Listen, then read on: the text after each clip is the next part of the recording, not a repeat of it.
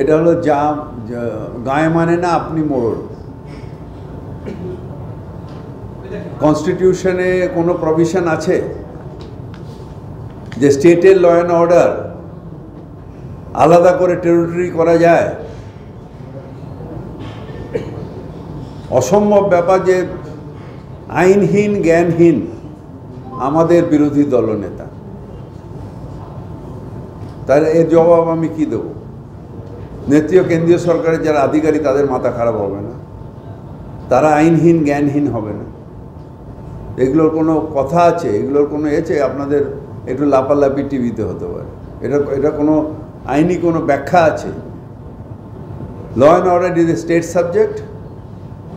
যদি সিআরপিএফ ক্যাম্পের মধ্যেও কেউ ধরুন কথার কথা মৃত্যু হয় বা অ্যাবনর্মাল কি হয়, সেটারও ওই থানায় কেস রেজিস্টার করতে হবে। যদি শিয়ালদা স্টেশনের ভেতরে কারোর মৃত্যু হয় বা কোনো অন্য হয়, সেটাকেও স্টেট সেটাকে টেক আপ করতে হবে, পুলিশকে। সিআরপিএফ করে পুলিশকে দিতে হবে, লোকাল থানা। তো এগুলোর কোনো ব্যাখ্যা আছে? আমি বলো ওখানে ঢুকতে দেবে না, ওকে ঢুকতে দেবে না, কে ঢুকতে দেবে না, কে কাকে ঢুকতে দেবে না? একটা দলের বাবার রাজত্ব, বিজেপির রাজত্ব হচ্ছে সেন্ট্রাল গভর্নমেন্ট, না মানুষের রাজত্বে ওরা এসছে? এমন যেন দেখাচ্ছে, যেন মনে হচ্ছে যে ইয়ে করে দিচ্ছে। এগুলো সব হচ্ছে টিভিতে তার নিজের পাবলিসিটির জন্য, হেডলাইন করার জন্য।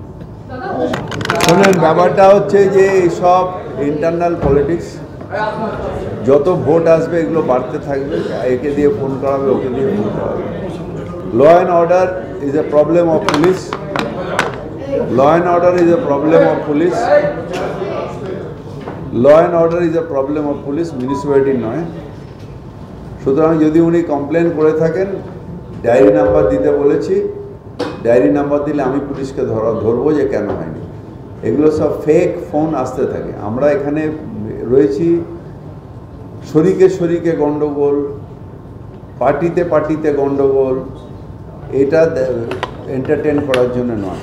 আমি এখানে রয়েছি, টক টু মেয়র হচ্ছে পৌর পরিষেবার কোথায় কোথায় ঘাটতি আছে, সেই পৌর পরিষেবা যাতে আমরা ঠিক মতন দিতে পারি। সব জায়গায় আমরা পৌঁছতে পারি না, অনেক মানুষের আছেন যেখানে অসুবিধা আছে। এখন দিনকে দিন দেখা যাচ্ছে পৌর পরিষেবার ফোন কম আসছে। শরিকি গণ্ডগোল, দলের ভেতরের কোনো কারোর সাথে কারোর বা কোনো এই কী বলে এই ফেক ফোন, বেশিরভাগই শরিকি গণ্ডগোলের ফোন আসছে।